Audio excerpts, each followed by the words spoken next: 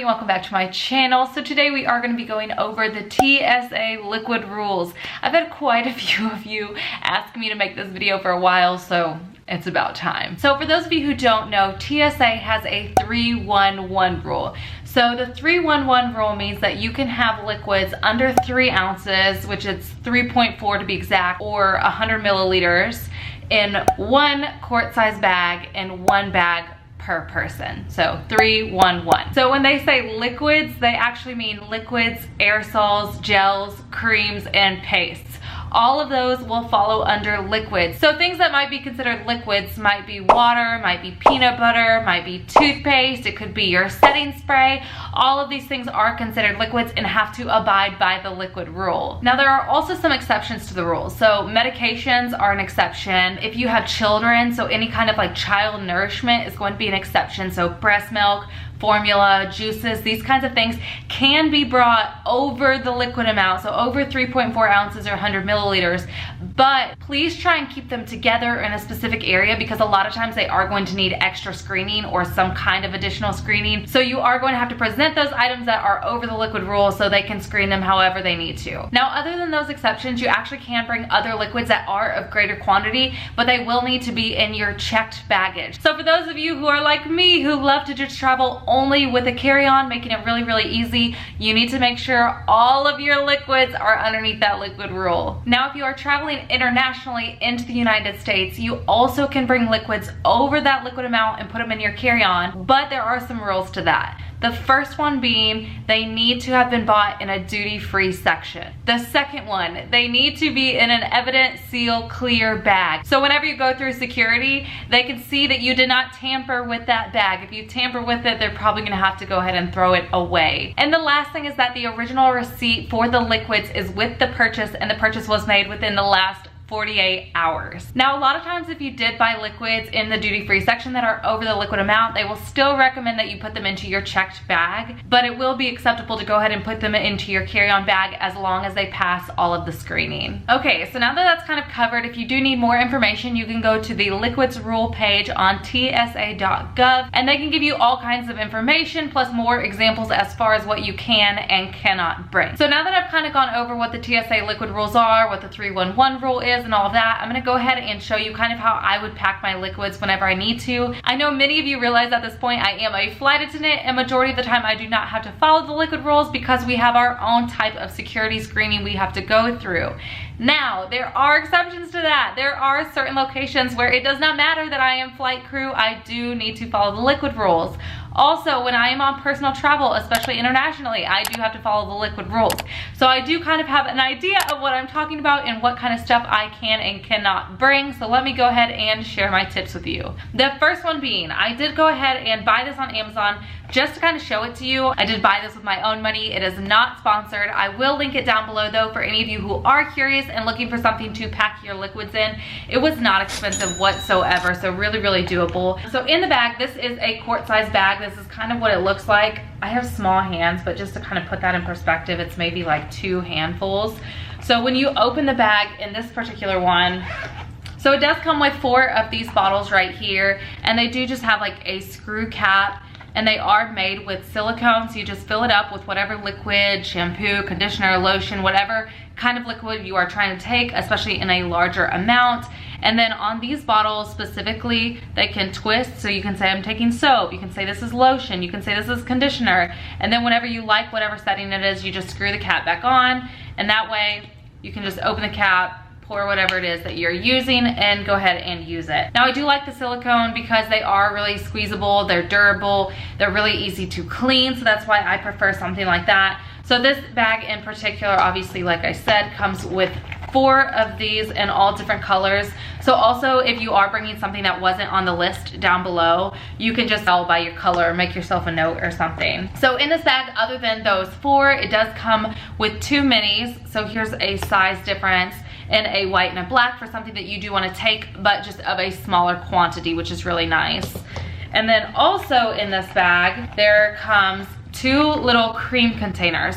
So if you have like a moisturizer that you want to use, you have an under eye cream or something like that, this is really, really nice. I know that if you do want to get a different kind of bag, or say you just want to use like a quart-size Ziploc bag or something, it's really nice to actually use a contact case because it generally looks like this. So if you are putting some creams in there, a nice hack is to use a contact case instead of these. And also, if you do want to just travel with like the mini, so like the mini shampoo, the mini conditioner, the mini lotions, that is also doable to something like this. Now, the reason I would recommend these over those, when we have certain hair care products that we specifically like to use, for example, I like my hair care that has argan oil in it, I'm generally not going to find that into a mini. So this is going to be a better option for me, but also those minis add up quickly, okay? They get expensive in cost versus just using a larger bottle and portioning it out for yourself. And also, it doesn't have to go to waste. So when I get home from a trip, if I still want to use something like this and I still have shampoo or conditioner, whatever it is, in one of these, I just take it to my shower and use it until it's empty, and then I just rinse it out. So no big deal on that. So the next thing that this does come with is like this little scrub brush right here. So you can use this to wipe your face. You can use this to clean your makeup brushes. It's actually really, really soft, which I thought that was kind of nice. It wasn't very important to me, I guess you could say, and you really don't have to put it in here because it's not a liquid, but it was just a nice addition with the set. Also, this does come with 2 toothbrush holders, which I think is nice because I do travel with my toothbrush. Now, I don't use this specific toothbrush holder. I do have one of my own, but that is also a nice addition, as well as this, where it's not necessary, it's just kind of nice to have. And last but not least, it did come with 2 of these little cream container things right here. So when you do have your creams in one of these, you can use these to kind of scrape the last bits out instead of like getting it all under your nails or whatever. And you can also use the bag itself if you don't want to use all of these, just to fill up your own products however way you wish. Now, for somebody like me who is a full glam girl, most of my liquids come from my makeup. That just is how it is. So because I travel so frequently, I do like to find makeup products that are underneath the Liquid Rules. That way, whenever I have to do personal international travel, I can actually bring my own makeup product. So for example, my foundation, I have told y'all I do like to use both of these. So this is 30 grams and this is 3.4 ounces. This is the exact bottle that you are allowed to take. So obviously you can tell that this is going to be takeable. A lot of times I won't travel with this because it is so big and I have other liquids I need to take. But every now and again, I'll go ahead and throw it in the bag and then just take my own stuff, and then my foundation, add it to it. Another thing that I love is my primer. This is Honey Do Me Up by NYX. This is 0.776 fluid ounces. So this I could definitely put in here and bring by myself, but say that I only wanted a small amount of this for whatever reason. I could definitely use one of these and put this in there. And then the stick itself in this looks just like that, which if that looks familiar, looks just like this. So if I didn't want to bring this entire bottle, I could definitely pour a little bit in here and take that instead. But if I do, I can just add my own primer in there. Another thing that I've been using is this Make It Dewy by Milani setting spray, which I recently found out has alcohol denate in it, so I probably will not be using this any longer.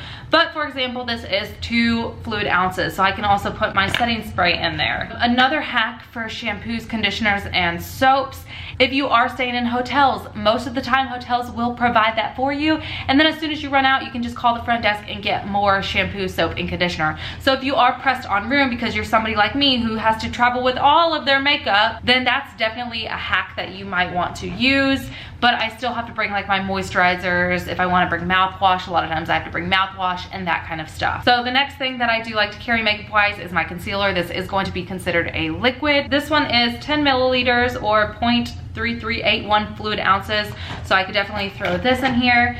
Now when you are comparing lipsticks to lip glosses, this as a lipstick is not a liquid, so that's really, really nice. You don't have to worry about packing your lipsticks. Whereas your lip glosses or your cream lipstick, something like this, you definitely have to worry about that. This is considered a liquid. So this one is 0.13 fluid ounces, so this could definitely go right into my bag. But do you see how quickly that stuff adds up? Which is why it's nice to have some hacks in there to cut down your liquids. So sometimes you have to be a little bit choosy if you are traveling with just a carry-on as to what you want to pack. The next thing is foods. I obviously, as a flight attendant, love to pack my own foods. It just saves me a lot of money. It keeps me healthy. It keeps me on track. I don't have to worry about eating out all the time. So another hack, if you are planning on bringing food, that you can do is obviously bring packaged food or bring whole foods. Usually your foods are going to have to go through extra security, but it is generally your sauces and your condiments and things like that that can get you into some trouble. So if you can find like the little travel peanut butters, those are great. If you can find little travel condiments, those are great. A lot of times you can find condiments in like the mini sizes in the food court themselves or at certain restaurants in the airports, which is nice. So then you don't have to worry about packing them, but you can still get access to them once you are in the airport. Another hack that you can use is obviously when you have a liquid and you want to turn it into a solid, you can freeze it. So for example, a water bottle, if you take that water bottle and you freeze it, it is no longer a liquid, it is a solid, but you do have to think the amount of time it takes to leave your house, to get to the airport, to get through security. Is it going to be a liquid by that point? So most of the time I would just tell you to bring a glass or a cup or something like that. A lot of times Starbucks gives out free water, so I usually do that and then just leave a tip in the jar to get some water, or you can get it onto the plane itself. So when you are trying to bring some water, you can either freeze it or go ahead and do something like that, because all of those are great options. I know a lot of people get kind of confused when it comes to aerosols, because a lot of times we think we can't bring aerosols, which is true. There are certain aerosols you cannot bring, and obviously you can visit tsa.gov for more information on aerosols you can and cannot bring. But things like dry shampoo, hairspray, aerosol deodorant, those are types of aerosols that you can bring. You just need to make sure that they do fit into your quart size container. So for those, you probably will want to go ahead and get a travel size. That way they are small enough to fit and you can still get other stuff into the bag. If you do have any questions, you can go ahead and comment down below and I will try to answer them, and I will see you guys next time. Bye.